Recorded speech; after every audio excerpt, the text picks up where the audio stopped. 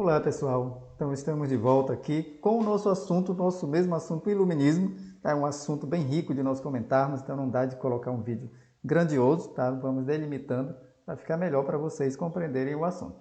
Então, continuando sobre o iluminismo, nós temos a enciclopédia.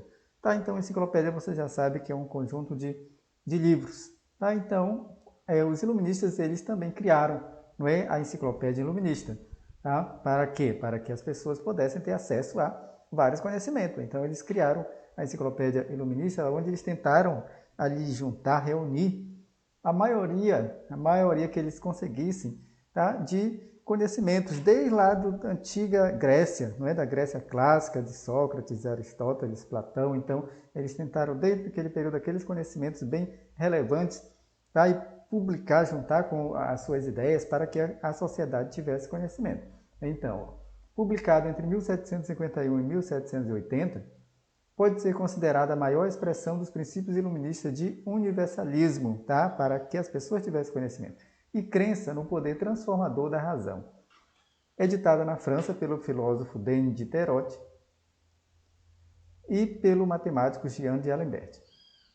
A obra empreendeu uma crítica sistemática das concepções científicas, intelectuais, políticas e sociais vigentes na Europa do século XVIII.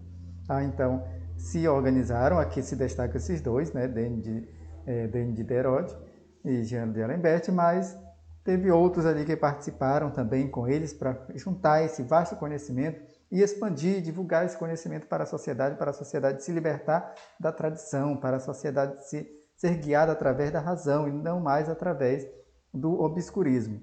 Tá? Olha só o que vai ocorrer. Vai ter um impacto tão grande na sociedade, né, que pouco depois de sua publicação, a obra foi proibida pelo clero, ela foi colocada no index, não é? Que é a lista de livros proibidos, tá? E pelo governo francês, pois nela havia verbetes que criticavam tanto o clero, não é? O demanda do clero, a questão da tradição clérica, e como também a questão dos governos tirânicos. Então eles criticavam bastante, por isso se viam prejudicados e proibiram. Mas mesmo a proibição não fez com que sucumbisse toda a questão da expansão, da luta dos iluministas para que essas ideias chegassem a várias partes do mundo, e elas vão chegar a várias partes do mundo. Tá? Teóricos iluministas e suas concepções políticas. Então nós vamos ver alguns desses teóricos, começando aqui com Voltaire, que era de origem burguesa, partilhava com Locke a ideia de um governo com poderes limitados. Mas o que Voltaire afirmava? Afirmava que todos os homens são dotados pela natureza do direito à liberdade, à propriedade e à proteção das leis. Tá? Então, bem aqui, todos têm direito à liberdade. Nós vamos ver que alguns desses iluministas defendiam em suas palavras, nas suas entrelinhas, o fim da escravidão que existia naquele período. Não é? Vários países eram escravocratas, então eles já colocavam aqui que todos deveriam ter liberdade. Não é? Todos deveriam buscar sua propriedade, ter propriedade e ter as leis para protegerem, e não a lei para proteger somente a nobreza e o clero e o restante da população não ter proteção. Voltaire, no entanto, não era um teórico democrata e tinha receios quanto à participação do povo no poder político. Ele defendia a ideia de uma monarquia esclarecida, então aí ele já não defendia a questão bem de uma eleição, de democracia, mas ele defendia a ideia de uma monarquia esclarecida, exercida com o auxílio intelectual dos filósofos iluministas. Então ele defendia que deveria continuar as monarquias, mas que os monarcas, os reis, fossem ali assessorados pelos iluministas. Bem, Montesquieu, outro teórico iluminista e suas concepções políticas. Montesquieu, colaborador na enciclopédia, outro que participou da enciclopédia, não é? Juntamente lá com os dois primeiros, e era um estudioso de Locke. Montesquieu escreveu uma obra, a qual ele chamou de Cartas Peças, aonde nessa obra de 1721, Montesquieu ridicularizou a sociedade francesa. Por que ridicularizou? Não é? De modo satírico. Tá? Ridicularizou. Por quê? Porque a sociedade francesa naquele período era dividida em estamentos, como nós ainda vamos ver. Tá? Primeiro estado, segundo estado, terceiro estado. Tá? Clero, nobreza e as pessoas que trabalhavam. Não é? Clero e nobreza que viviam no bem bom, não pagavam imposto, viviam com total regalias e privilégios.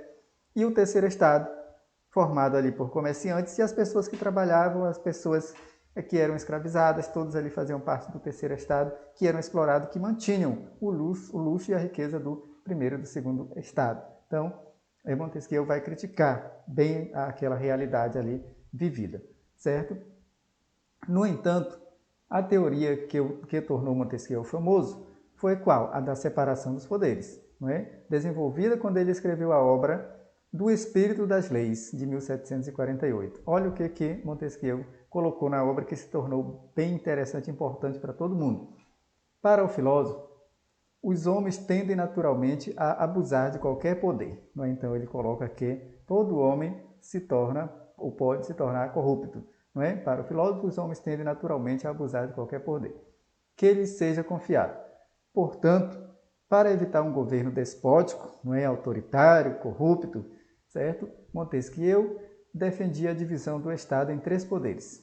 Tá? Quais seriam esses poderes? Legislativo, executivo e judiciário, assim como nós conhecemos hoje. Tá? Então, dessa forma, cada poder deveria agir como um freio para os outros 2 poderes. Tá? Então, deu tão certo que se espalhou pelo mundo, que nos países democráticos, não é o nosso, por exemplo, então tem aí esses 3 poderes, legislativo, executivo e judiciário, para poder contrabalançar com o outro. Tá? Ainda sobre o teórico do iluminismo, nós vamos ver Rousseau. Tá? Ao contrário da maioria dos filósofos, Rousseau era de origem modesta, não é? De origem simples, humilde. E suas concepções também divergiam daquelas das políticas liberais.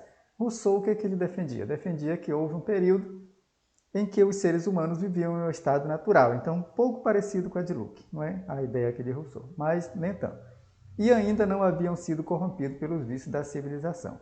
Então, ele vai falar que antes as pessoas, também lá no período de tribos, que moravam em tribos, em clãs, em aldeias, também não tinham sido corrompidos pelo vício da civilização e que viviam ali em um estado de igualdade social, não havia diferença de classe social. Tá?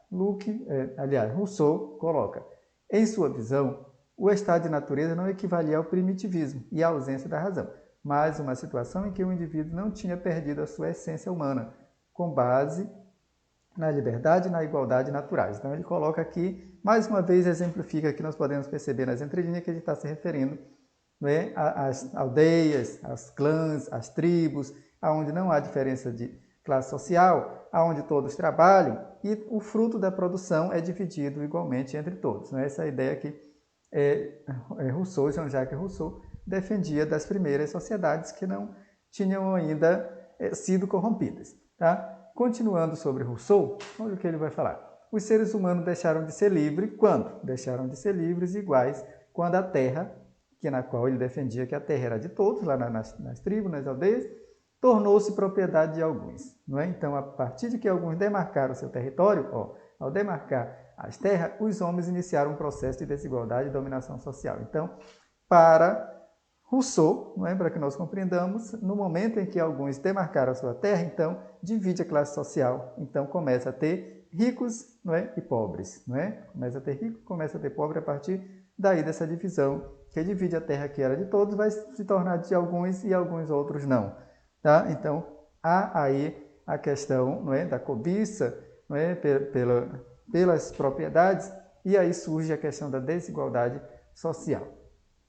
E para resolver a situação, ele apresentou aqui o problema, colocou como surgiu a situação da diferença de classe social, e para resolver essa situação, o que é que Rousseau coloca? Então, para restaurar a igualdade e a liberdade aos seres humanos, sem retornar ao estado de natureza, Rousseau defendia a associação dos indivíduos por meio de um pacto chamado contrato social. Assim como Locke, não é, defendeu lá o contrato social, aqui Rousseau também defende a questão de um contrato social. Tanto é que Rousseau vai escrever um livro na qual ele vai colocar esse nome, Contrato Social, não é? Olha só.